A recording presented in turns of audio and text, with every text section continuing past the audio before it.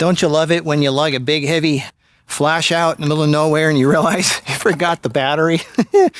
Oh boy. Well, at least I got the smaller flash. Got my Q200, so that should be good enough. Anyway, this video is about, well, you know how I like to always have the person's face in shade so I can light it up beautifully instead of harsh shadows like this? So I'm going to show you how to create shade out in the middle of nowhere when there's no shade. Now, obviously a tree, if there's a tree around, that's always the best thing to use, or a wall or something, you know, like that. But when you're out in the open like this and there's nothing, then you need to create your own shade. So I'm going to show you how.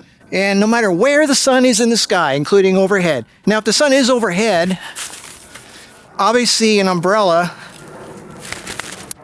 is the easiest way to go. And that just puts the shade on you right away. But I like to use an 80-200, 80-100 bracket so I can turn it. If it's not directly overhead, you can turn it kind of at an angle a little bit like this, which is kind of cool. But if the sun is like here, actually it's getting pretty high, but I want to show you how to create shade when the sun is still off to the side a little bit. So for that, we're going to use a light stand and a 5-in-1 reflector. They come in different sizes. If you're just going to do the face, this is going to be enough to create shade, just like that. Just a little thing. But for more coverage, you're probably going to want something that's a little bigger, like this one here. That's about the right size. So we're going to attach this to this stand. How are we going to do that? And there's also a little bit of a breeze here, which is kind of an issue. So I'm going to show you how to deal with that also. So the first thing to do is to get this to the right height. And remember this little clicky thing? Remember that? Now notice the wind is blowing it and it's too low. So how are we going to make this higher? Well, one way is to obviously have a tall stand. If you can take this is the most lightweight, tallest, cheapest stand you can get. It's a Impact LS10. This thing goes up to 10 feet. Most of them go up to like 6 or 7 feet, but this one goes up to 10 feet. That is awesome. Look how tall that thing is. I don't even know if you can see how tall that thing is. That is really tall. But let's say you can't take something like that. You can only take like a little compact thing. Then you take something like this and you get something like an expandable thing here, like the V-Rig TP13. This expands to whatever length you want. So then you put this clampy thing on here. Then you screw this onto here and you can go as tall as you want. That thing can go up way high. So, all right, so now how are we going to keep this thing from blowing in the wind? Obviously, you can clamp it here, but it's still going to flop back and forth. So what are we going to do? Well, let me show you. Leave it to Marcus. Now, obviously, the smart thing is to attach two pieces of string, one this way and one this way, to a rock or something, so it keeps it held down. But, you know, when you travel and you're hiking, you don't want to carry all this string and this rope.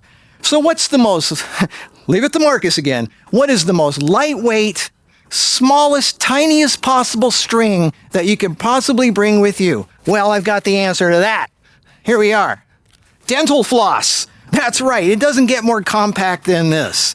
And actually, this is Gorilla Floss. This Gorilla Floss is, even says on here, it says 4 times stronger than regular floss. And the cool thing about dental floss is it's already got the cutter built into it. So you can take it whatever length you want and then cut it. You don't need to bring scissors or anything. That's really cool. Now, how are you going to attach it to here if you don't poke a hole in here? Well, there's several ways. The best way is clothespins. So we put a clothespin here and a clothespin here. And another side benefit is you get a nice peppermint smell while you're working from the dental floss. So now we have a string this way and a string this way. Oh, I forgot. This is supposed to be 10 feet up. Okay, so we have it up high. It's putting shade on her. We have rocks holding it down and it's creating shade. So let's do a photo shoot real quick. All right, so here's what she looks like in bright sunlight with harsh shadows. And now when she steps into the shade, you can see we have something, a clean slate to work with. So now let's put the flash on her and see what we can get.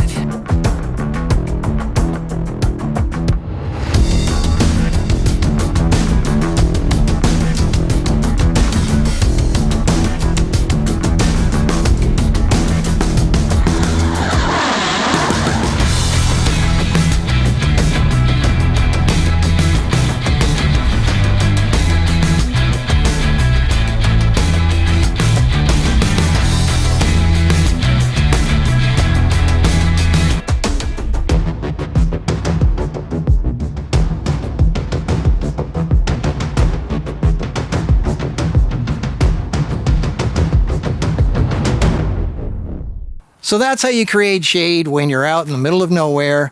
And it's also a great way not just to, have good lighting to start with, but to keep the model cool, I guess, to a degree. But anyway, if the sun's directly overhead, you can use an umbrella. But an umbrella, because of the concave surface, can catch the wind and fly away.